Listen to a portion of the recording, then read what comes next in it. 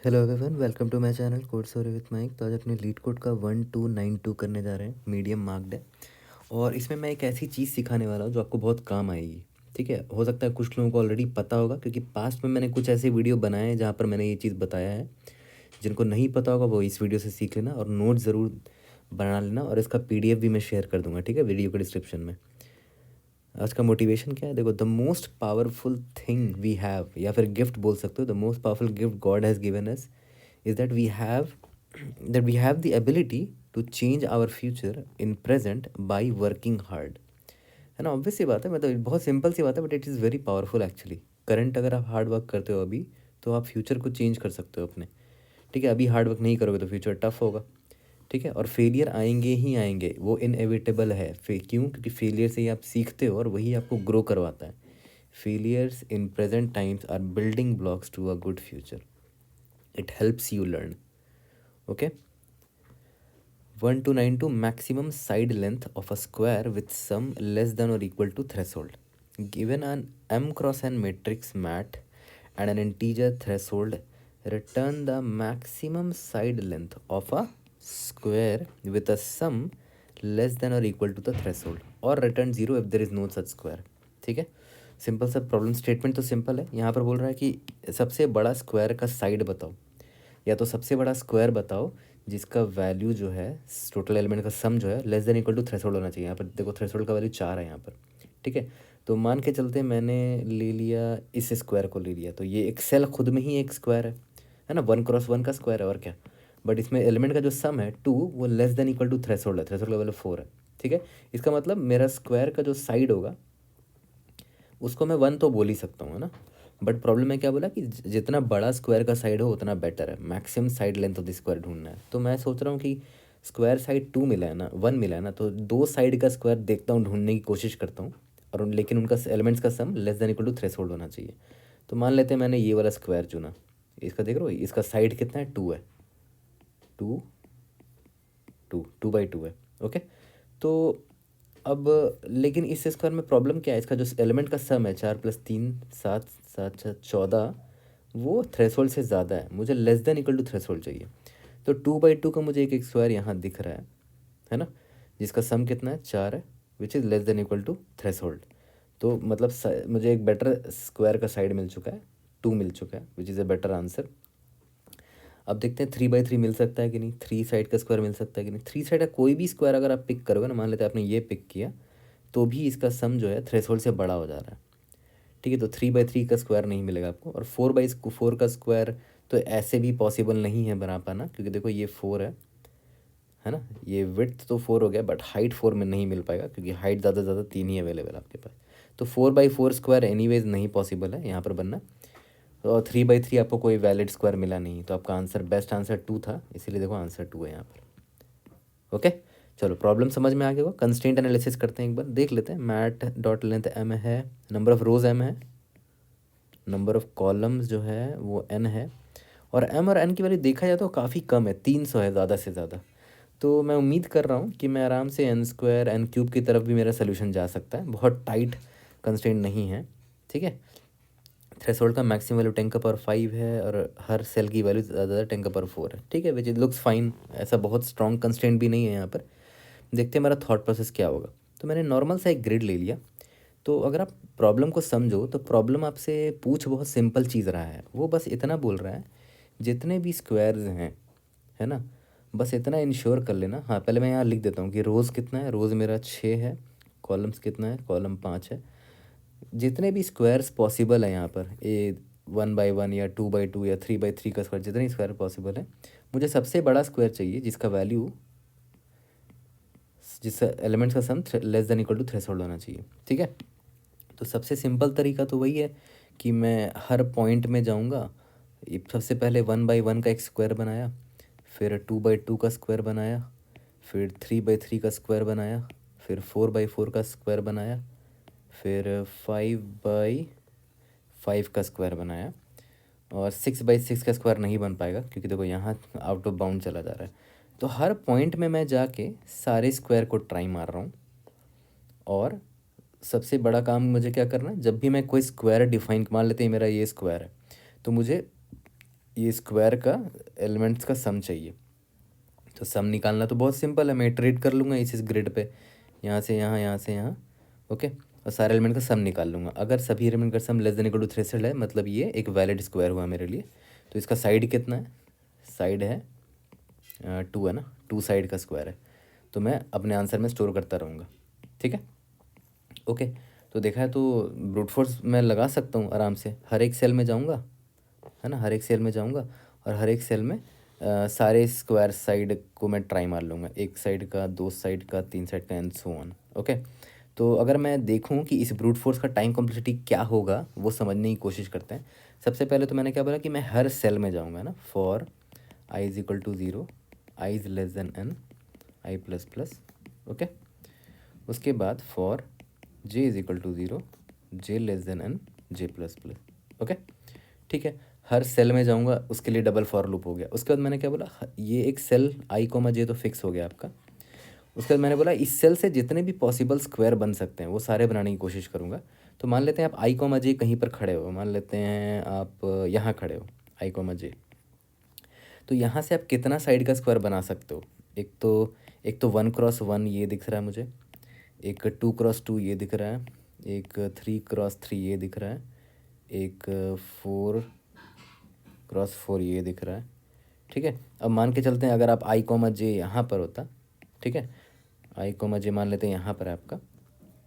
तो एक चीज़ ध्यान दो कि यहाँ से आप कितने साइड का स्क्वायर बना सकते हो। 1x1 का तो ये खुद एक सेल हो गया, 2x2 का ये हो जाएगा, 3x3 का ये हो जाएगा, 4x4 का बना पा रहे हो क्या, देखते हैं, नहीं बना पा रहे हो। स्क्वायर नहीं है, रेक्टेंगल हो गया, क्योंकि देखो इसका लेंथ 3 है, यहाँ पर इसका लेंथ 4 है, ठीक है। तो देखो ध्यान दो, जी हाँ, जहाँ पर आप खड़े हुए हो, आई कोमा जे आप जहाँ भी खड़े हुए हो, यहाँ राइट हैंड साइड में जो आपको विड्थ मिल रहा है स्क्वायर का, ये विड्थ हो गया, और जो हाइट मिल रहा है आपको नीचे, मैक्सिमम हाइट जितना मिल सकता है ये हाइट मान लो, दोनों में से जो मिनिमम होगा, minimum of width comma height, आप उसी का स्क्वायर, उसी साइड का स्क्वायर ज़्यादा से ज़्यादा बना पाओगे, है ना। 1x1 का बना पाओगे, 2x2 का बना पाओगे, 3x3 का भी यहाँ बना पा रहे हो, बट 4x4 का नहीं बना पा रहे हो। क्यों क्योंकि देखो 4 हाइट तो मिल जा रहा है, पर 4 विड्थ नहीं मिल पा रहा आपको। तो कहाँ तक जा पाए, 4x4 तक जा पाए, मतलब minimum of high width comma height, है ना। विड्थ यहाँ पर W है और हाइट यहाँ पर H है, ओके। अब देखो, आपको ये तो पता होगा कि एक 2D प्लेन में अगर एक स्क्वायर या रेक्टेंगल को रिप्रेजेंट करना है तो आपको मिनिमम 2 पॉइंट चाहिए होते हैं रिप्रेजेंट करने के लिए, और वो दोनों पॉइंट अपोजिट होने चाहिए। मैं आपको दिखा भी देता हूँ, मान लेते हैं एक 2D प्लेन है ये, ओके। तो 2 पॉइंट अगर मैं आपको दूँ जो डायगनली अपोजिट है, जैसे मान लेते हैं मैंने आपको दिया x1 कॉमा y1, ठीक है, और दिया x2 कॉमा y2, ये डायगनली अपोजिट है, ठीक है। तो ये दोनों इनफ है एक रेक्टेंगल या स्क्वायर बनाने के लिए। क्यों, क्योंकि देखो यहाँ पर एक x1 के लिए लाइन ड्रॉ किया, x1 पर, y1 पे एक लाइन ड्रॉ किया, सिमिलरली यहाँ पर x2 पर और y2 पे एक लाइन ड्रॉ किया। देखो बीच में एक बन गया ना रेक्टेंगल या स्क्वायर जो भी है, ठीक है। तो सिमिलरली यहाँ पर भी अगर आप देखोगे, इसको मैं इरेज कर देता हूँ, एक सेकंड, हाँ, अगर आप यहाँ पर देखोगे आई कोमा जे है, ठीक है।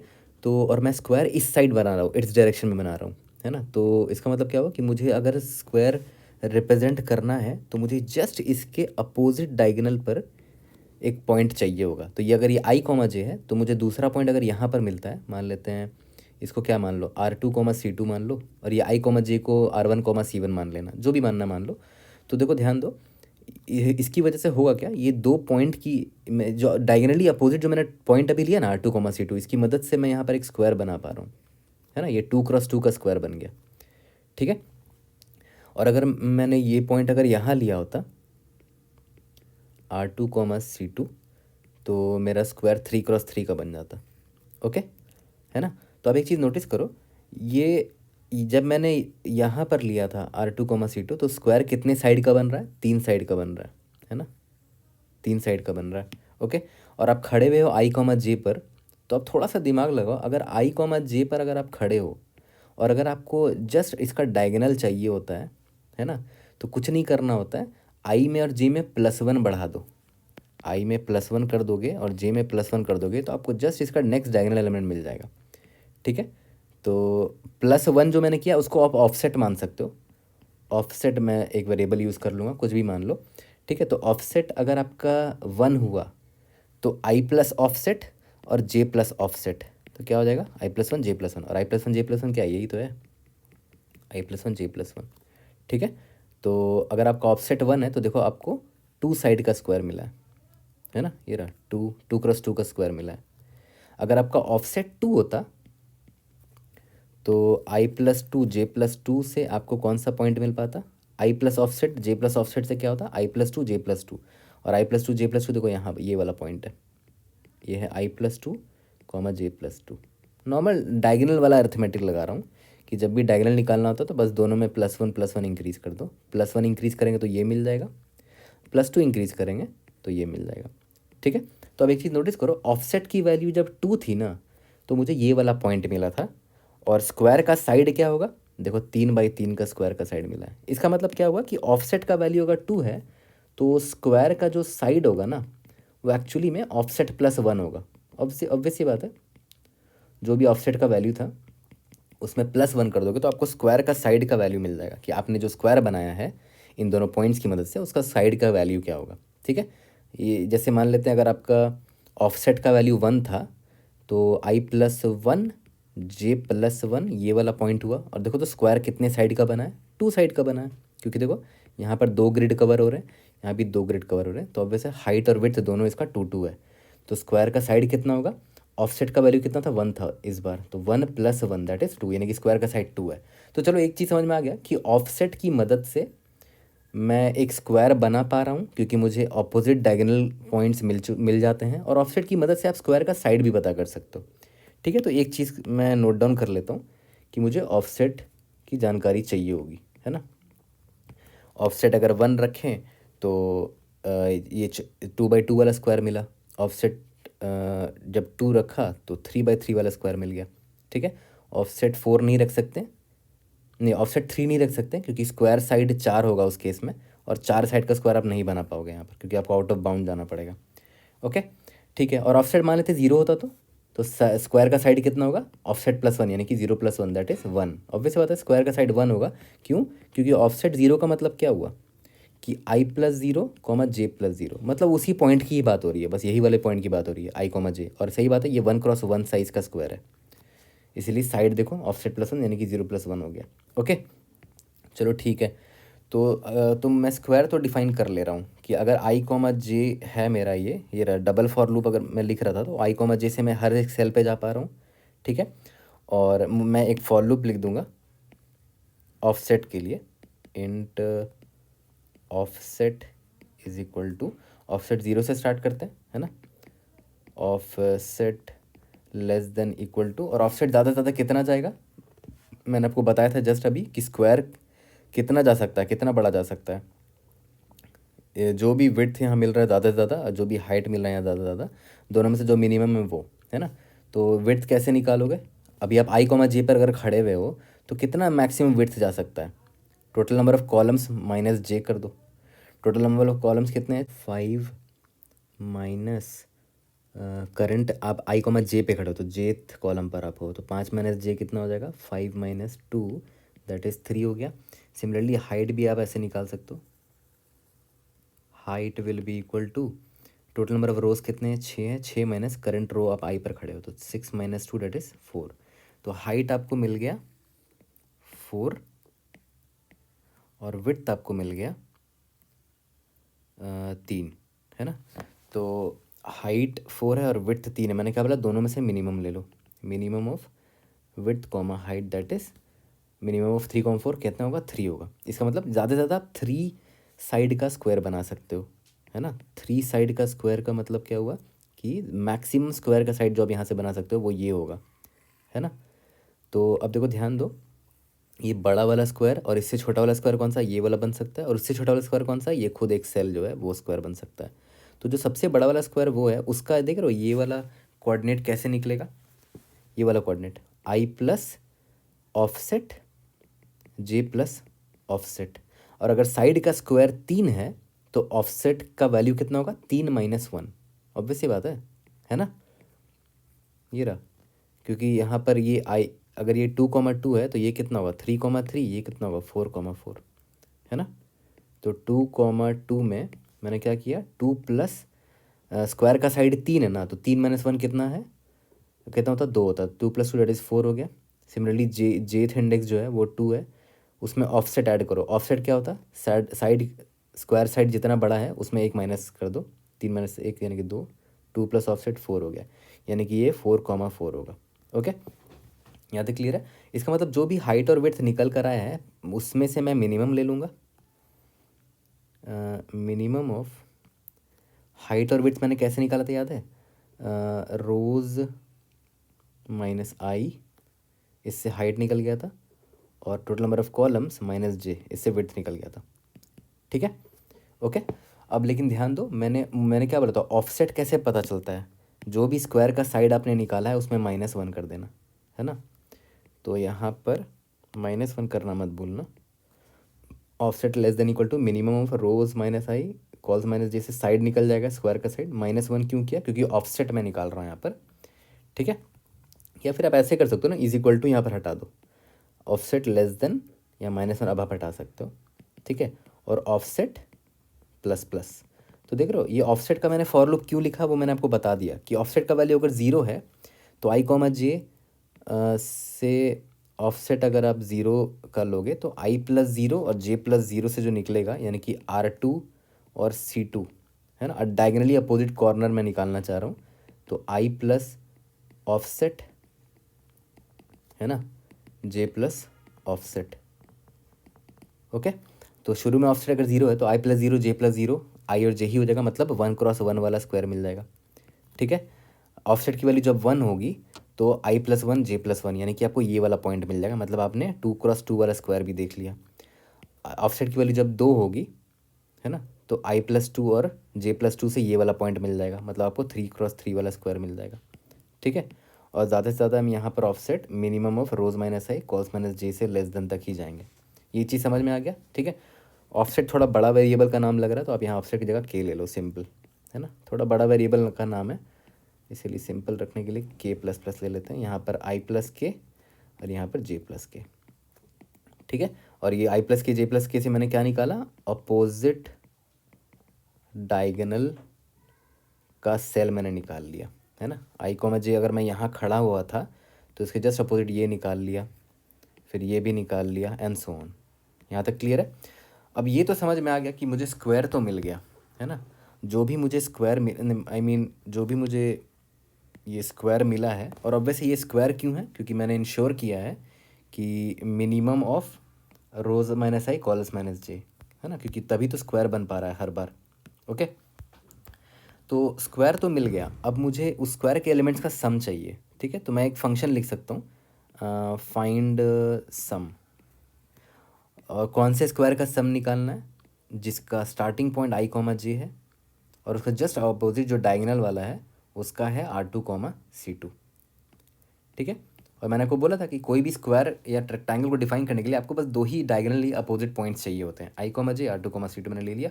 और ये फंक्शन सिंपली क्या करेगा, i, j और R2, C2 से जो स्क्वायर बना है उस पर इटरेट करेगा और उसके सारे एलिमेंट्स का सम ले आएगा। तो यहाँ पर अगर ये वाला स्क्वायर बना था मेरा, तो इसका एलिमेंट का सम ले आएगा। एलिमेंट का सम कैसे निकालोगे, बस भाई सिंपली इटरेट कर लो, है ना। आई से इस एलिमेंट को ऐड करो, इस एलिमेंट को ऐड करो, इस एलिमेंट को ऐड करो, इसको ऐड कर लिया, जो भी वैल्यू आया, जो भी आया बस चेक कर लो कि if value is less then या इक्वल टू थ्रेशोल्ड है ना। तो मैंने क्या बोला था कि ये वैलिड स्क्वायर है। ओके, तो यहाँ पर मैं बेस्ट स्क्वायर साइड नाम का एक वेरिएबल ले लूँगा, स्टार्टिंग में 0 ले लेते हैं इसको, उसी को मैं अपडेट कर दूँगा। Best square side will be equal to offset का स्क्वायर का साइड क्या हुआ खुद सोचो, जो भी ऑफसेट का वैल्यू है उसमें +1 करने पर स्क्वायर का साइड मिल जाता है। ठीक है, जैसे मान लेते हैं अगर आपका ऑफसेट का वैल्यू 1 था तो आपका अपोजिट पॉइंट ये निकल कर आया होगा i+1 j+1, क्योंकि ऑफसेट का वैल्यू 1 था, है ना। तो स्क्वायर कितना बड़ा बना है, 2/2 का स्क्वायर बना है, साइड का वैल्यू कितना है, 2 है। तो कैसे निकालते थे याद करो, ऑफसेट में +1 कर देते थे। तो ऑफसेट का वैल्यू मेरा k है, उसी पे फॉर लूप लगाया मैंने, तो k+1 करने पर मुझे एक बेस्ट स्क्वायर मिल गया।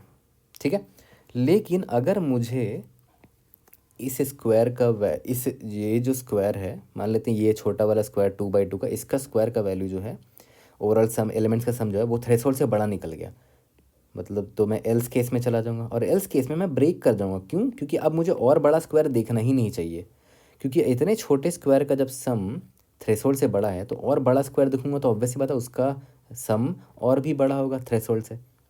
तो आगे जाने की ज़रूरत ही नहीं है, मैं बोल दूंगा कि भाई इस आई कॉमा जे से ना मैं 2x2 का ही स्क्वायर तक जाऊंगा, उससे बड़ा जा रहा हूँ तो थ्रेशोल्ड क्रॉस कर जा रहा है।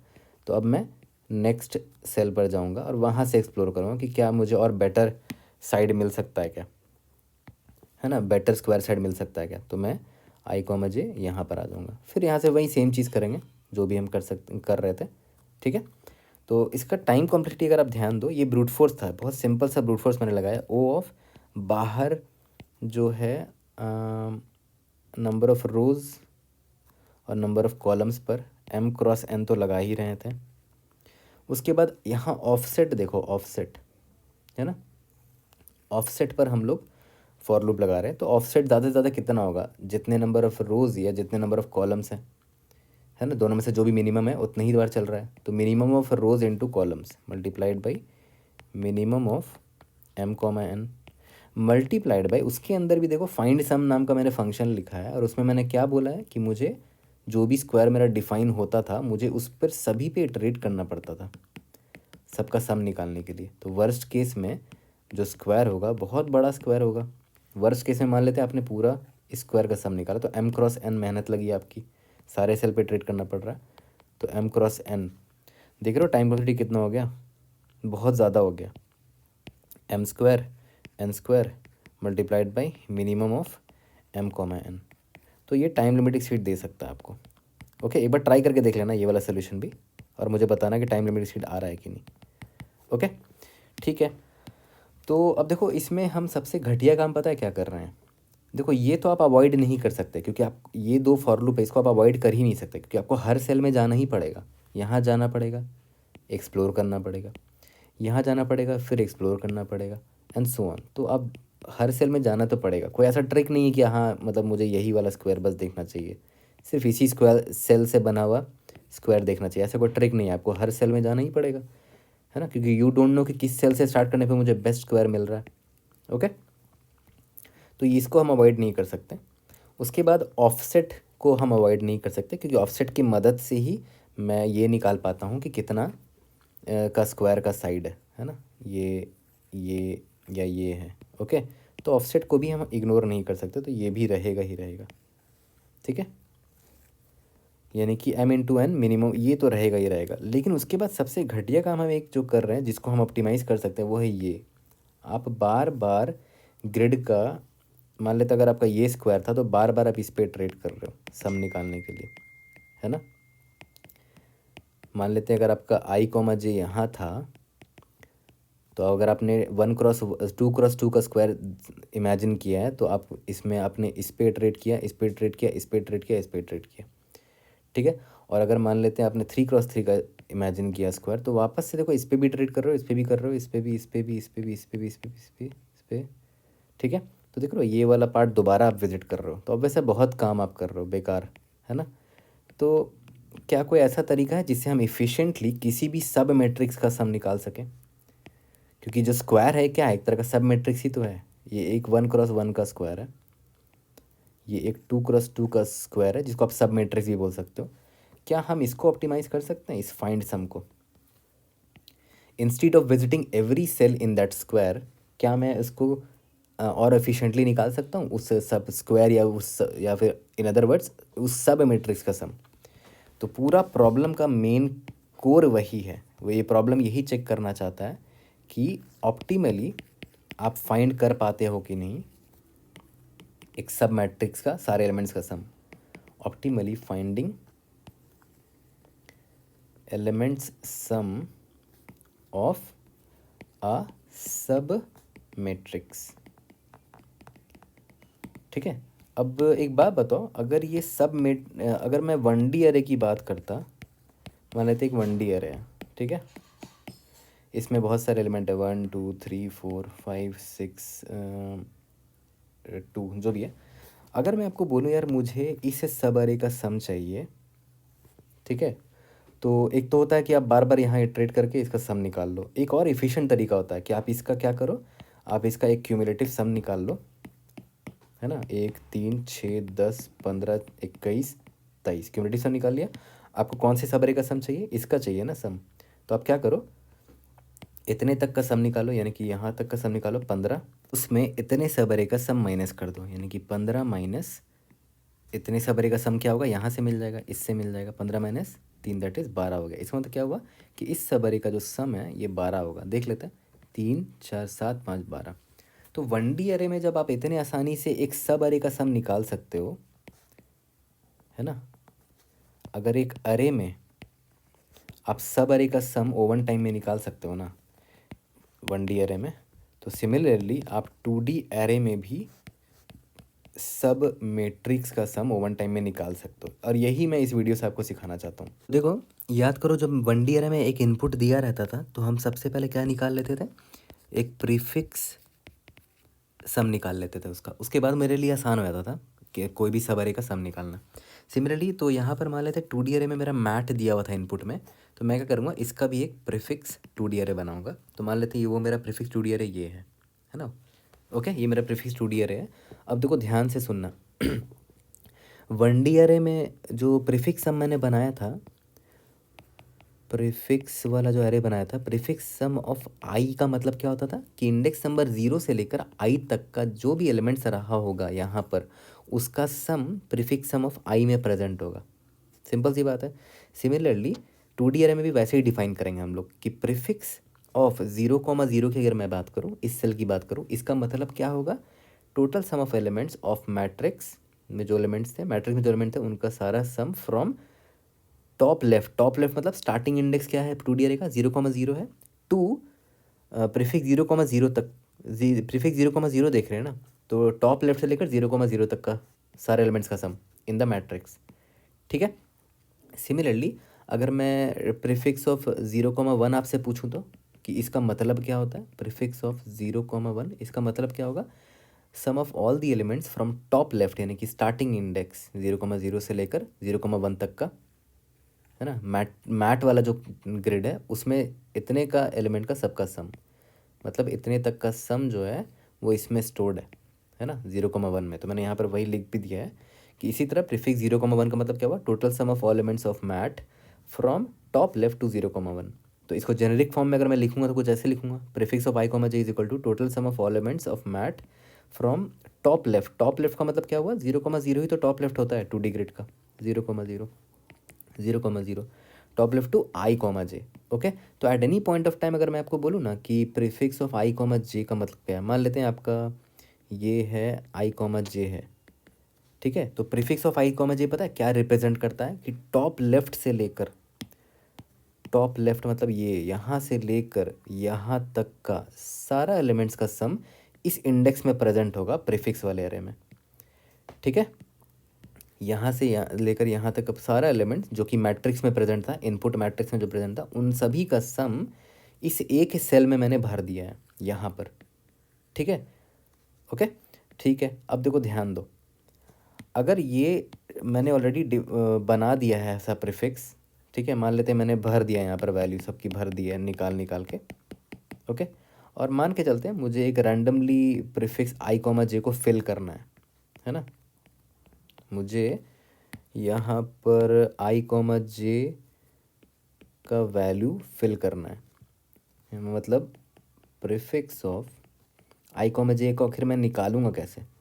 ओके, तो अब देखो ध्यान दो, प्रीफिक्स ऑफ i, j का मतलब क्या हुआ कि मुझे मैट्रिक्स जो है ना, इनपुट मैट्रिक्स जो मेरा था उसका इस वाले इतना वाले स्क्वायर का, या जो भी है ये ग्रिड है जो भी है, इतने का सब मैट्रिक्स का मुझे सारे एलिमेंट्स का सम चाहिए होगा, उसको मैं यहाँ स्टोर करना चाहता हूँ यहाँ पर i, j में। ओके, तो उसके लिए मुझे ये चाहिए, ये चाहिए, ये चाहिए, ये चाहिए, ये चाहिए, ये चाहिए, ये भी चाहिए, है ना। ग्रीन टिक मार दे रहा हूँ। ये सारे एलिमेंट्स चाहिए कहाँ, मैट्रिक्स वाले इनपुट में।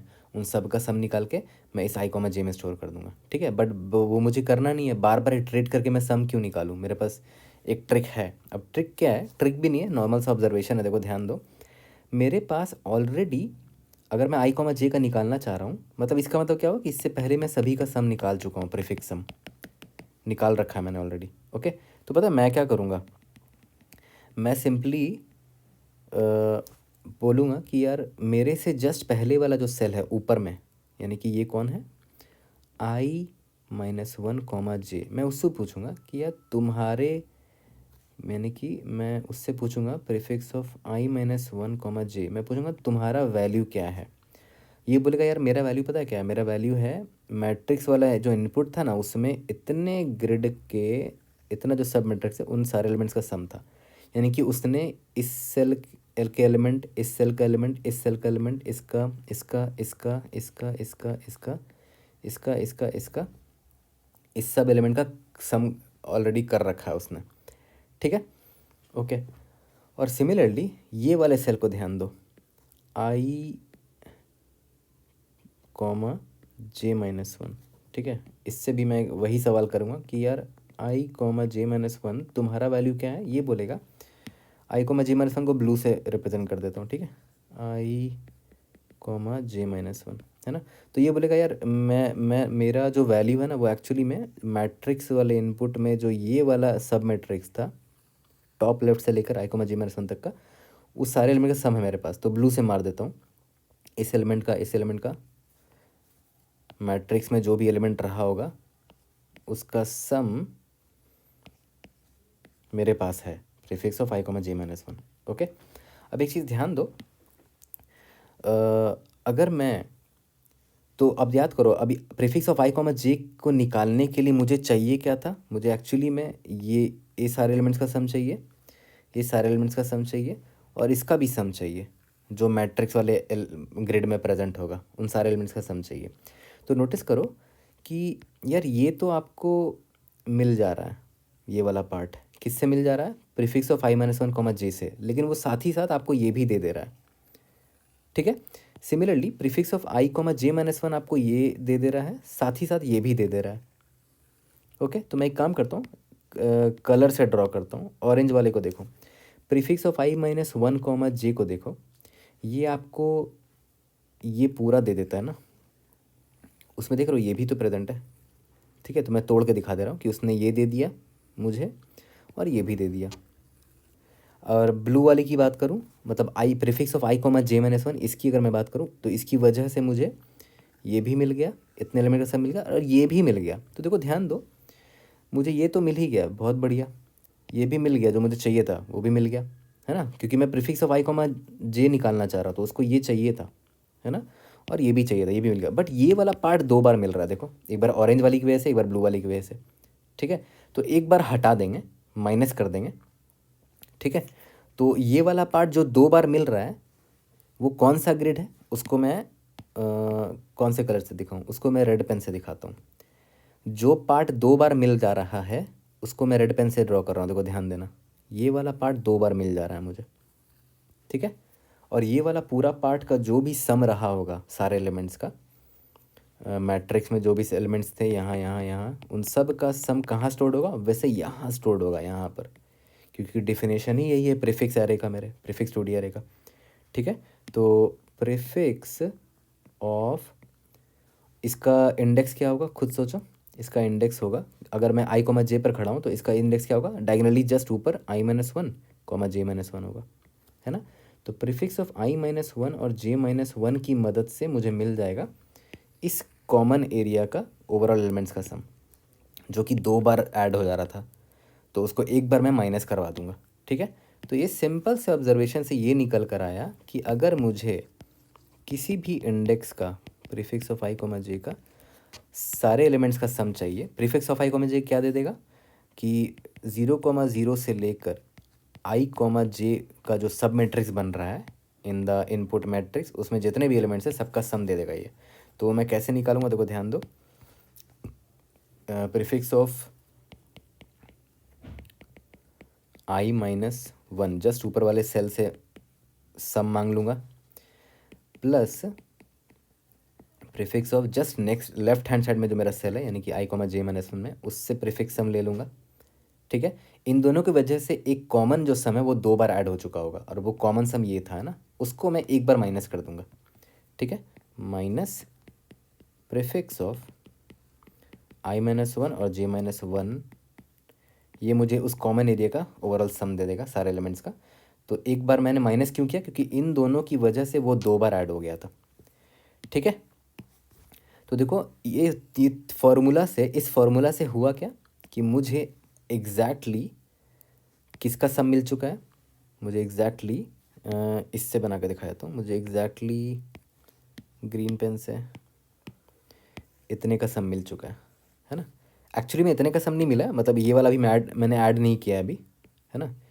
यहाँ पर तो i, j है ना, अभी इसका भी मैंने ऐड नहीं किया, तो वो मैं ऐड कर देता हूँ, plus of mat of i, j। ठीक है, क्योंकि मुझे प्रीफिक्स ऑफ i, j चाहिए था, तो मुझे इतना इतना और इतना तो मिल ही गया, और अब ये भी चाहिए ना, ये वाला सेल, और ये वाला सेल क्या है, मैट ऑफ i, j है। तो एक्चुअली में इस प्रॉब्लम का, इस वीडियो का सबसे इम्पॉर्टेंट पार्ट यही था। अगर आपको ये आ गया तो आपके लिए प्रॉब्लम आसान हो गया फिर। तो देख रहे हो, कांस्टेंट टाइम में आप एक सब मैट्रिक्स का सम निकाल पाओगे अब बड़े आसानी से कांस्टेंट टाइम में। याद करो, मेरा इनपुट मैट दिया हुआ था और मैंने प्रीफिक्स एरे तैयार कर लिया है यूजिंग दिस फार्मूला, है ना। ठीक है, अब मुझे eight any point of time i, j, अगर मैं बोलूँ प्रीफिक्स ऑफ i, j, इसका मतलब क्या होगा कि मेरे पास इस पूरे ग्रिड का सम है, मतलब आई मीन मैट्रिक्स में जो ये वाला ग्रिड था i, j 0,0 से लेकर i, j तक का, उस सारे एलिमेंट का सम यहाँ पर i, j में प्रेजेंट है। ठीक है, चलो अब देखते हैं इसकी मदद से अगर मुझे कोई भी रैंडम सब मैट्रिक्स दे दिया जाए तो मैं कैसे सम निकालूंगा। मान लेते हैं, याद करो ऊपर जब हम कोड लिख रहे थे तो फॉर एनी i, j जो भी मेरा ऑफसेट होता था उसकी मदद से हम R2 और C2 भी निकाल लेते थे, डायगनली अपोजिट कॉर्नर निकाल लेते थे, तो मेरा एक स्क्वायर डिफाइन हो जाता था। तो मान लेते हैं मेरा i, j ये था, ओके, i, j ये था, और मेरा जो R2, C2 है वो ये था, है ना। मतलब मैंने ये स्क्वायर डिसाइड किया है, अब मुझे इस स्क्वायर का सम चाहिए। अब इफ़िशिएंटली मुझे इसका सम निकालना है ना, कांस्टेंट टाइम में। तो देखो कैसे निकालेंगे। तो अगर मुझे इसका सम चाहिए तो मैं पहले तो डब्बा बना देता हूँ कि ये स्क्वायर एक्चुअली में दिखता कैसा है, ऐसा दिखता है। ठीक है, मुझे इसका सम चाहिए, तो अब मैं पता क्या करूँगा, मैं यहाँ पर अगर आप नोटिस करो प्रीफिक्स में R2, C2 में अगर मैं जाऊँ तो मुझे इस पूरे का सम मिल जा रहा है, इस पूरे का इतने का सम मिल जा रहा है ना। तो मैंने क्या किया, प्रीफिक्स ऑफ R2, C2 ले लिया, उसकी वजह से मुझे लेकिन ना थोड़ा एक्स्ट्रा भी मिल जा रहा है, एक ये वाला भी मिल गया और ये वाला भी मिल गया, ये एक्स्ट्रा मिल गया, बट तो मुझे उसको हटाना पड़ेगा। ठीक है, मुझे इसको हटाना पड़ेगा, तो उसको हटाएंगे कैसे वो सोचो। देखो ये वाले को कैसे हटा सकते हो, अगर आपको मैं बोलूँ कि यार मुझे इसका सम चाहिए पूरा, टॉप लेफ्ट से लेकर यहाँ तक का, इतने तक का सम चाहिए, तो वो भी बड़ा सिंपल है। देखो तो यहाँ तक का सम चाहिए ना, यहाँ तक का, टॉप लेफ्ट से लेकर यहाँ तक का, तो ये कौन सा कोऑर्डिनेट है सोचो, i, -1, क्योंकि देखो i, j यहाँ पर है तो जस्ट ऊपर वाला रो i-1 होगा, और कॉलम देखो तो कौन सा है, C2 है, ये रहा C2 कॉलम है ये भी, है ना। तो ये C2 कॉलम था, ये i था, ये j था, लिख देता हूँ, ये R2 था। ठीक है, तो इसका मतलब क्या हुआ कि अगर प्रीफिक्स इसमें अगर मैं माइनस कर दूँ, प्रीफिक्स ऑफ i-1 C2 का वैल्यू, तो होगा क्या कि ये प्रीफिक्स ऑफ i-1 C2 का वैल्यू क्या दे देगा, i-1 C2 का वैल्यू क्या दे देगा, इस पूरे इतने का सम दे देगा, इतने का सम, तो उतना पार्ट हट जाएगा मेरे सम से। ठीक है, ओके। अब मुझे लेकिन हटाना ये भी तो था, याद करो ये वाला भी तो हटाना, ये भी तो एक्स्ट्रा है। ओके, तो उसके लिए मुझे ये चाहिए ना, यहाँ से लेकर यहाँ तक का सम चाहिए, तो ये कौन सा कोऑर्डिनेट है सोचो, रो 2 कॉलम कौन सा है, j-1 है ना, मतलब रो 2 कॉलम j-1 है, तो मैं उसमें इसको माइनस कर दूंगा, प्रीफिक्स ऑफ R2 j-1। ठीक है, तो हुआ क्या कि मैंने ये पूरा सम निकाल लिया R2, C2 की मदद से, प्रीफिक्स ऑफ R2, C2 से इस पूरे ग्रिड का सम मिल गया मुझे, है ना, इस पूरे ग्रिड का सम मिल गया, बट प्रॉब्लम क्या है कि मुझे सिर्फ ये वाला सब मैट्रिक्स चाहिए था, इसका सम चाहिए था। तो मैंने क्या किया, इतने को हटा लिया, है ना, यूजिंग प्रीफिक्स ऑफ i-1, और इतने को हटा लिया प्रीफिक्स ऑफ r2, j-1 से। लेकिन हटाने के दौरान एक गड़बड़ मैंने कर दी, देखो ध्यान दो, ये वाले सेल को 2 बार हटा दिया मैंने, है ना। एक बार कब, जब एक बार इसको हटा रहे थे तो ये वाला हटा होगा, फिर जब एक बार इसको हटा रहे थे तो ये वाला दोबारा हट गया, है ना, तो वो गड़बड़ हो गया। चलो एक और एग्जांपल दिखा देता हूँ। मान लेते हैं कि सेम ले लिया, मान लेते हैं यहाँ पर i, j मान लेते हैं यहाँ पर होता मेरा, ओके, और बाकी r2, c2 वहीं पर है, और मैंने यहाँ मार्क कर दिया r2, i, j और c2, ठीक है। तो मुझे कौन सा वो चाहिए, स्क्वायर चाहिए i, j से लेकर r2, c2 तक का, ठीक है। मतलब मुझे ये जो वाइट डब्बे में मैंने बनाया ना, ये वाला स्क्वायर चाहिए, ठीक है। ओके, तो फिर से मैं एग्जैक्टली वही फॉर्मूला लगाऊंगा, प्रीफिक्स ऑफ r2, c2।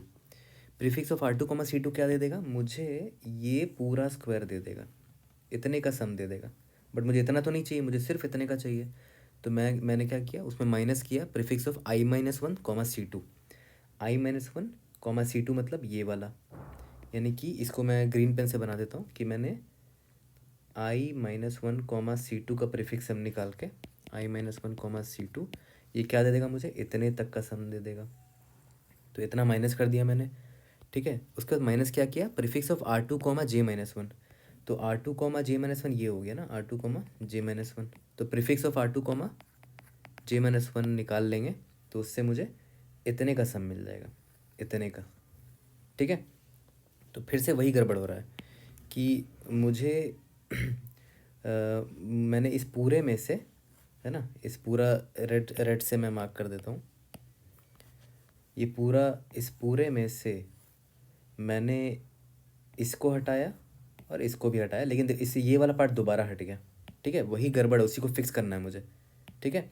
तो जो पार्ट दोबारा आ गया ना, मैं उसको आपको दिखाना चाह रहा हूँ कि ये पार्ट देखो दो बार सब्ट्रैक्ट हो गया है, एक बार इसको हटाते वक्त, एक बार इसको हटाते वक्त। जो 2 बार सब्ट्रैक्ट हो गया ना, देखो उसको मतलब मुझे एक बार ऐड कर देना पड़ेगा कॉम्पेंसेट करने के लिए, क्योंकि वो 2 बार सब्ट्रैक्ट हो गया था। तो एक बार ऐड कर देंगे ताकि कॉम्पेंसेट हो जाए। तो मतलब मुझे इतने तक का सम का वैल्यू वापस से ऐड करना पड़ेगा, क्योंकि वो 2 बार सब्ट्रैक्ट हो गया। तो कैसे निकालेंगे इतने का सम, सिमिलरली i-1, j-1 का प्रीफिक्स सम ले लेंगे, है ना, क्योंकि i-1, j-1 का प्रीफिक्स सम क्या देगा आपको, ये i, j था, i-1, j-1 प्रीफिक्स सम का वैल्यू क्या दे देगा, इतने का वैल्यू दे देगा। तो उसको आपको कॉम्पेंसेट करने के लिए एक बार ऐड कर देना है, तो plus prefix of i-1, j-1, ठीक है। और हाँ, ये सारे लाइन में ये चेक कर लेना कि i-1 वैलिड होना चाहिए, आउट ऑफ बाउंड नहीं जाना चाहिए, j-1 वैलिड होना चाहिए, i-1 आउट ऑफ बाउंड नहीं जाना चाहिए, j-1 ये आउट ऑफ बाउंड नहीं जाना चाहिए, वो तो आप चेक कर लोगे। बट सबसे इंपॉर्टेंट चीज़ जो सीखना था वो आप सीख गए यहाँ पर, कि ओवर टाइम में कैसे आपने एक रैंडम मैट्रिक्स का, यहाँ पर इस मैट्रिक्स का देखो सम निकाल लिया एक बार में, ओवन टाइम में, देख रहे हो। तो that's the power of finding a prefix 2D अरे, ठीक है, यहाँ तक समझ में आ गया। और प्रीफिक्स 2D अरे निकालना कैसे वो भी मैंने आपको यहाँ पर सिखा दिया। सिंपल सा फॉर्मूला लगाएंगे i, j पर, और ये फॉर्मूला लगा देंगे तो प्रीफिक्स 2D अरे मेरा तैयार हो जाएगा, ठीक है। और जो भी स्क्वायर का मुझे सम चाहिए, मुझे i, j पता होगा और r2, c2 भी पता होगा। मैं एक फंक्शन लिखूंगा जहाँ पर मैं i, j, r2, c2 भेजूंगा, और वो मुझे ये फॉर्मूला लगा के उसका सम दे देगा कांस्टेंट टाइम में। तो हो गया, मुझे हर सब मैट्रिक्स का जब सम मिलते ही चला जा रहा है, ठीक है। तो सम मिल जाएगा, तो जो भी सम मिलेगा मैं सिंपली मान लेते हैं इस सम मुझे ये मिल गया, ठीक है। चेक कर लूँगा कि क्या ये थ्रेशोल्ड से लेस देन इक्वल टू है, यस अगर है तो मेरा side is equal to offset plus 1 होगा, जो कि यहाँ पर मैंने लिखा भी था ऊपर, याद करो, ये रहा। ये फाइंड सम क्या करेगा, i, j और r2, c2 में भेजूंगा, उस पर सम मिल जाएगा यहाँ से, value less than equal to threshold है, तो बेस्ट साइड मेरा k+1 हो जाएगा, है ना। अपडेट करते रहेंगे, यहाँ तक क्लियर है, ओके। और यहाँ ब्रेक लगा देंगे अगर नहीं है तो। चलो ये तो समझ में आ गया। इसका मतलब क्या हुआ कि प्रॉब्लम वेरी बहुत डिफ़िकल्ट नहीं था, बट एक ऐसा चीज़ था जो हो सकता है नहीं आता हो काफ़ी लोगों को, क्योंकि मैंने लगाया ब्रूट फोर्स ही, हर एक सेल पर गया, ठीक है, हर एक सेल से हर एक स्क्वायर बनाने की कोशिश की इस ऑफसेट की मदद से, ठीक है। लेकिन हर एक स्क्वायर जो बन रहा है उसका सम निकालने के लिए मुझे थोड़ा दिमाग लगाना पड़ा, बस ये पार्ट डिफ़िकल्ट था, है ना। और वो उसको भी निकालना है मैंने बड़े आसानी से सिखा दिया कि भाई प्रीफिक्स एक एरे बना लो यूजिंग दिस फार्मूला, और किसी भी सब मैट्रिक्स का सम अब आप आराम से ऐसे निकाल सकते हो। तो जो अभी मैंने समझाया है उसको अभी मैं कोड में लाइन बाय लाइन करूँगा, तो हर एक लाइन को सुनना और समझना। चलो स्टार्ट करते हैं, फिर इसको फिनिश कर लेंगे। मैंने रोज़ और कॉलम्स यहाँ डिफाइन कर दिया है। रोज़ या फिर एम वेरिएबल ले लो, या फिर कॉलम्स के लिए एन वेरिएबल ले लो, जो भी लेना ले लो। ठीक है, सबसे पहले मैंने क्या बोला कि भाई एक प्रीफिक्स 2D अरे सम बना लेते हैं। ठीक है, तो वेक्टर ऑफ इंट हो गया, प्रीफिक्स ऑफ रोज़ और कॉलम्स क्या है, और मैंने आपको ऑलरेडी बता रखा है prefix of I comma J का मतलब क्या होता है। Sum of all elements in mat from top left, यानी कि 0,0 टू आई कॉमा जे। यहाँ तक समझ में आ गया? ठीक है, इसको बिल्ड करते हैं। For int I is equal to 0, I is less than number of rows I plus plus. For int J is equal to 0, J is less than number of columns J plus plus. Okay, मैंने आपको formula already बता दिया था कि prefix of I comma J कैसे निकालेंगे। सबसे पहले prefix of I minus one comma J ले लेंगे, उसमें प्लस करेंगे prefix of I comma J minus one. ठीक है, और उसमें माइनस कर देंगे prefix of I minus one comma J minus one. ठीक है, और बाद में जो एक्चुअल में मेरा करंट आई कॉमा जे वाला सेल है मैट्रिक्स में, उसको भी तो ऐड करना पड़ेगा, mat of I comma j. Exactly यही फॉर्मूला मैंने बताया था। ठीक है, लेकिन मैंने आपको बोला था ना कि आउट ऑफ बाउंड चेक कर लेना। जैसे यहाँ पर आई अगर 0 है तो 0 - 1 दिख रहा है, आउट ऑफ बाउंड चला जाएगा। तो हर बार ये चेक ज़रूर कर लेना। तो एक काम करते हैं, यहाँ पर सभी में चेक भी डाल देते हैं कि i-1 अगर i ग्रेटर देन 0 है, ठीक है, तभी prefix of i-1 comma J valid होगा। ओके, नहीं तो 0 ऐड कर देंगे। ओके, सिमिलरली यहाँ पर जो prefix i comma J minus one है, ये तब वैलिड होगा जब ग्रेटर देन 0 होना चाहिए, वरना j-1 इनवैलिड हो जाएगा ना, उस केस में 0 ले लेना। ठीक है, माइनस में यहाँ पर भी देखो, यहाँ पर i-1 j-1 दोनों है, तो i भी ग्रेटर देन 0 होना चाहिए एंड जे भी ग्रेटर देन 0 होना चाहिए। ठीक है, अगर ऐसा है तो प्रीफिक्स i-1 j-1 ले लेना, नहीं तो 0 ले लेना। ठीक है, और लास्ट में mat of I comma j. I think we are good. ये हो गया, ये हो गया, इसका यहाँ ब्रैकेट होगा एक। ओके, ठीक है, ये मेरा प्रीफिक्स एरे बिल्ड हो चुका है, प्रीफिक्स 2D एरे।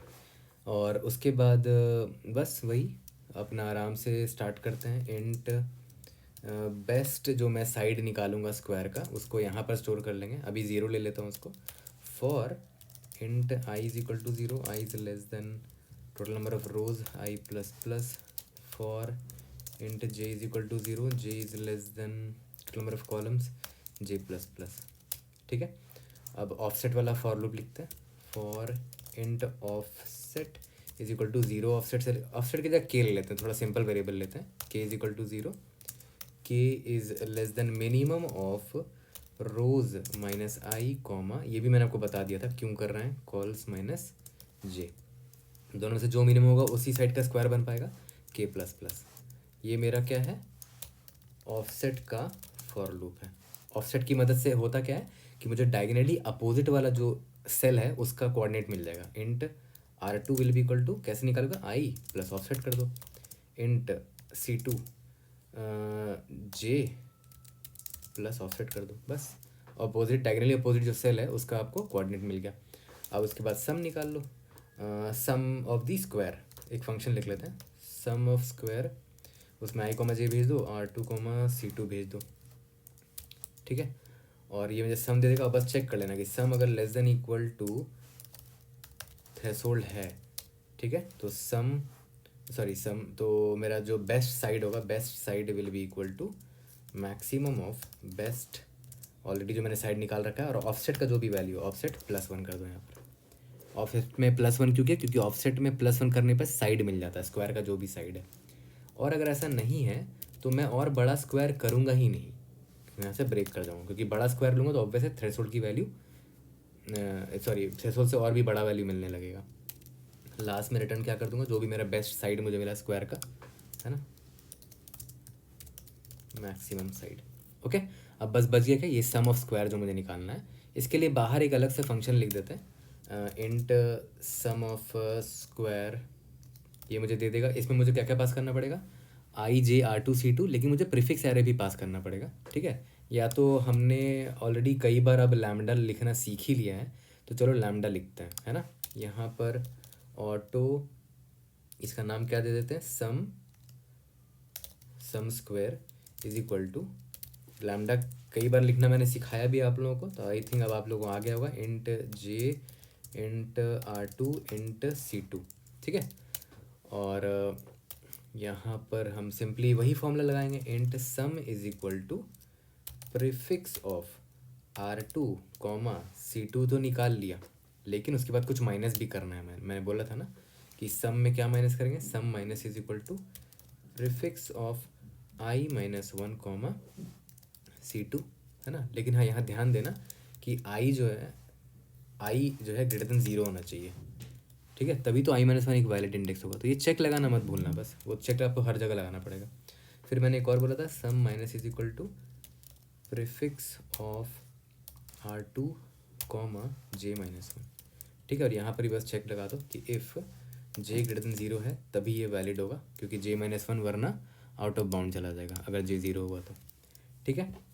और एक और चीज़ बोला था मैंने कि जो 2 बार जो सब्ट्रैक्ट हो जा रहा था उसको एक बार ऐड करना पड़ेगा कंपनसेट करने के लिए, sum plus is equal to prefix of i-1 comma j-1, ठीक है। बस यहाँ पर चेक लगा देना कि i भी ग्रेटर देन 0 होना चाहिए एंड j भी ग्रेटर देन 0 होना चाहिए, तभी ये वैलिड होगा, ओके।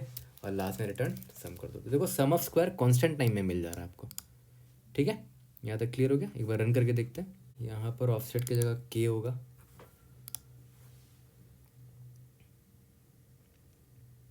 ग्रेट, सबमिट करके देखते हैं। Great, we have pass all the test cases. अब देखते हैं, यहाँ पर एक छोटा सा ऑप्टिमाइजेशन और कर सकते हो, खुद सोचो। मान लेते हैं आपका बेस्ट अभी निकल चुका है 2, मान के चलते हैं कि आपको एक स्क्वायर मिला था, जिसका सम जो था ना वो less than equal to threshold था, उसका वैल्यू 2 है। अब मान लेते हैं आप कभी फ्यूचर में दूसरे सेल में गए, i, j कुछ और है, और वहाँ पर आप साइड जो इतने भी स्क्वायर चेक करते थे, 0 साइड का, सॉरी 1 लेंथ का, 2 लेंथ का, 3 लेंथ का, वो चेक 1 लेंथ का चेक ही क्यों करोगे, क्योंकि 1 तो ऑलरेडी आपके बेस्ट से छोटा है, तो उसको चेक करो ही मत। तो ऑफसेट को ना आप यहाँ बेस्ट से ही स्टार्ट कर लो, ठीक है, क्योंकि बेस्ट तो मिल गया इतना ना, उससे छोटा आप थोड़ी चेक करने से फ़ायदा ही नहीं है किसी और सेल से। तो यहाँ पर बेस्ट से स्टार्ट कर सकते हो, तो ये एक छोटा सा ऑप्टिमाइजेशन कर सकते हो। अब आ जाते हैं अपने नेक्स्ट अप्रोच पे। अब देखो अप्रोच 2 को समझो, ये भी बहुत डिफिकल्ट नहीं है। जो अप्रोच 1 का कोड था उसका आधा कोड तो यूज़ कर लेंगे डायरेक्टली, और यहाँ पर एक एक्स्ट्रा चीज़ करेंगे, वो देखो। अगर आप नोटिस करो, आप ऐसे भी तो कर सकते थे कि आपने बोला कि यार साइड इज़ इक्वल टू 4, अगर मैं ढूंढने की कोशिश करूँ कि क्या 4 साइड का स्क्वायर मुझे मिल सकता है जिसका सम जो है थ्रेशोल्ड के से लेस देन इक्वल टू हो, तो आप क्या करोगे, 4 साइड का स्क्वायर ढूंढने की कोशिश करोगे हर सेल में जाके। पहले आप यहाँ पर आए, i, j यहाँ पर आए, आपने 4 साइड का सेल ढूंढने की कोशिश की, तो ये हो गया और ये हो गया, है ना। मतलब ये स्क्वायर आप देख रहे हो, क्योंकि ये जो स्क्वायर है वो 4x4 का है ना, ये वाला। आपने इसका सम देखा, अगर इस और सम आप आराम से निकाल सकते हो, क्योंकि अगर आप i, j पर खड़े हो तो इस स्क्वायर का डायगनली अपोजिट वाला जो ये वाला पॉइंट होगा, इसका इंडेक्स क्या होगा, i प्लस साइड का जो वैल्यू है उसमें -1 कर दो, सिमिलरली j प्लस साइड -1, है ना, एज सिंपल एज दैट। देखो, क्योंकि देखो इंडेक्स 0, 0 है ना वो i, j पर। अब यहाँ पर हो आपको ये चाहिए, ठीक है। साइड अगर स्क्वायर का साइड 4 रखना चाहते हो तो 0 plus 4 -1 that is 3, 0 plus 4 -1 that is 3। तो देखो 3, 3 मिल गया ना आपको ये, ठीक है। तो आपको R2 भी मिल गया और C2 भी मिल गया, और R2 और आपको i, j R2 C2 मिल गया, तो आप आराम से इस स्क्वायर का सम नहीं निकाल सकते हो कांस्टेंट टाइम में, जो अभी जस्ट मैंने आपको सिखाया, ठीक है। तो सम तो आप निकाल लोगे, अगर वो less than equal to threshold निकल गया, इसका मतलब साइड इज इक्वल टू 4 एक गुड, मेरे लिए करेक्ट आंसर है। तो मैं कोशिश करूँगा कि मैं और बड़े साइड की तरफ जाऊँ, मैं बोलूँगा चल यार साइड इज इक्वल टू 4 का तो आंसर आ रहा है, साइड इज इक्वल टू 5 ढूंढने की कोशिश करता हूँ, ठीक है। और अगर साइड इज इक्वल टू 5 का स्क्वायर मैंने देखा, उसमें अगर आंसर नहीं आ रहा है, मतलब आंसर बहुत बड़ा आ जा रहा है, तो ऑब्वियसली बात है मैं छोटे साइड की तरफ जाऊँगा। ठीक है, या फिर ऐसा भी हो सकता था कि साइड इज इक्वल टू 4 का जो मैंने स्क्वायर का सम निकाला, सारे एलिमेंट का सम निकाला, हो सकता है उसका वैल्यू थ्रेशोल्ड से बड़ा हो जाता। थ्रेशोल्ड से अगर बड़ा हो जाता तो मैं बोलता ना, नहीं यार मुझे थोड़ा छोटा साइड की तरफ जाना चाहिए, तो मैं side is equal to 3 try मारता, फिर नहीं होता, फिर side is equal to 2 try मारता। ठीक है, तो नोटिस करो हम यहाँ पर कुछ बाइनरी सर्च जैसा काम नहीं कर रहे हैं, है ना। तो मैं क्या बोल रहा हूँ कि आप एक्चुअली में साइड में बाइनरी सर्च लगा सकते थे, binary search on side of the square. ठीक है, जहाँ पर स्क्वायर का सबसे छोटा साइड क्या हो सकता है, लो इज इक्वल टू 1। सबसे बड़ा साइड क्या हो सकता है, हाई इज इक्वल टू, सबसे बड़ा स्क्वायर का साइड क्या हो सकता है, खुद सोचो। इस पूरे मैट्रिक्स में सबसे बड़ा स्क्वायर कौन सा बन सकता है, 4x4 का बन सकता है, देखो, है ना। मतलब total number of rose, total number of columns आपको गिवन है, दोनों में से जो मिनिमम होगा, मिनिमम ऑफ 4, 5। ठीक है, यानी कि मिनिमम ऑफ रोज कॉलम्स, इन दोनों से जो मिनिमम होगा ऑब्वियस है उसी साइड का स्क्वायर बना पाओगे आप। ठीक है, एल और एच मिल गया आपको, आप सिंपली इसमें बाइनरी सर्च लगा दो, l less than equal to h. ठीक है, मिड निकाला आपने, जो भी आपका साइड निकलेगा L plus H minus L by 2। ठीक है, अब जो भी मिड निकला आप चेक कर लो, है ना, कि भाई एक चेक फंक्शन लिख लो कि क्या इस मिड साइड का स्क्वायर मुझे मिल रहा है कहीं पर भी, यहाँ पर ट्राई करने पर मिल रहा है क्या। मान लेते हैं मिड का वैल्यू 2 था, तो दो दो साइड का स्क्वायर आप हर सेल में जाके देखोगे, इधर जाके देखोगे, फिर यहाँ पर आके इस दो साइड का स्क्वायर देखोगे, फिर यहाँ आके दो साइड का स्क्वायर देखोगे, फिर यहाँ आके दो साइड का स्क्वायर देखोगे, फिर यहाँ आके दो साइड का स्क्वायर देखोगे, एंड सो ऑन। मतलब हर सेल में जाकर आप दो दो साइड का, मतलब मिड का जो भी वैल्यू रहेगा उतने साइड का स्क्वायर ढूंढोगे, अगर आपको मिल गया, ठीक है, कोई भी ऐसा स्क्वायर मिड साइज़ का जिसका सम जो है threshold less than equal to threshold है, मतलब ये मिड एक मेरा करेक्ट आंसर हो सकता है। चेक फंक्शन में मैं वही करूँगा, उस मैट्रिक्स का सम निकालूंगा, और वो less than equal to threshold हुआ तो चेक फंक्शन से ट्रू रिटर्न करवाऊंगा। तो उस केस में मैं अपने रिजल्ट में मिड स्टोर कर दूंगा, लेकिन मैं और बड़ा साइड ढूंढने की कोशिश करूँगा, तो मैं लो को मिड प्लस 1 की तरफ मूव करूँगा ताकि मुझे और बड़ा साइड फ्यूचर में मिल जाए। और अगर ऐसा नहीं हुआ तो मुझे छोटे साइड की तरफ जाना पड़ेगा, तो हाई को मिड -1 में मूव कर दूंगा। तो नॉर्मल मैं बाइनरी सर्च यहाँ पर लगा रहा हूँ, है ना, नॉर्मल सा बाइनरी सर्च है। लास्ट में क्या करेंगे, रिटर्न जो भी मेरा रिजल्ट मैंने स्टोर किया होगा यहाँ पर, वो मेरा बेस्ट आंसर होगा। ठीक है, अब याद करो चेक फंक्शन में क्या क्या करना था। चेक फंक्शन में मैंने सिर्फ साइड भेजा है, साइड बोले तो जो मिड का वैल्यू था, मतलब मैं क्या करूँगा, हर सेल में जाके इस मिड साइड का स्क्वायर निकालूंगा, उसका सम निकालूंगा, और देखूंगा less than equal to threshold है कि नहीं। दैट्स इट, इतना ही था इस प्रॉब्लम में। ठीक है, यहाँ तक क्लियर हो गया। तो चलो इसका इस अप्रोच से भी कोड कर लेते हैं, कोड कर देखोगे तो बड़ा सिंपली से क्लियर हो जाएगा। जल्दी से कोड करते हैं, इसको फिनिश करते हैं। तो चलो अप्रोच 2 को जल्दी से कोड कर लेते हैं। देखो यहाँ पर सब कुछ सेम रहेगा, यहाँ पर प्रीफिक्स सम हम लोग निकाल लेंगे, क्योंकि हमको अभी भी स्क्वायर का सम निकालना है ना, तो कांस्टेंट टाइम में मुझे चाहिए, तो ये सब कुछ सेम रहेगा। बस ये अब मैं हटाने वाला हूँ, क्योंकि अब मैं बाइनरी सर्च यूज़ करने वाला हूँ। ठीक है, ओके, देखो यहाँ हटा दिया है। अब यहाँ स्टार्ट करते हैं binary search. Int low is equal to, binary search का सबसे सॉरी अपने स्क्वायर के साइड का सबसे छोटा साइड 1 हो सकता है। Int high is equal to minimum of rows columns. Okay, ठीक है, वाइल, और हाँ जो मेरा बेस्ट रिजल्ट है, int result is equal to 0 ले लेते हैं। वही ख़ानदानी binary search, low is less than equal to high, mid निकाल लेते हैं, low plus high minus low by 2। Okay, simply check function लिख लेंगे, वहाँ मिड भेजेंगे, अगर वहाँ से ट्रू आ जाता है मतलब ये मिड जो है स्क्वायर का साइड ये वैलिड है, तो रिजल्ट में मिड स्टोर कर देंगे, लेकिन और बड़ा साइड की तरफ भागेंगे, low is equal to mid plus 1 की तरफ। और अगर फॉल्स आ गया मतलब थ्रेशोल्ड से भी ज़्यादा है उसका सम, तो हाई को मैं छोटा करने की कोशिश करूँगा, लास्ट में रिटर्न सॉरी रिजल्ट कर देंगे।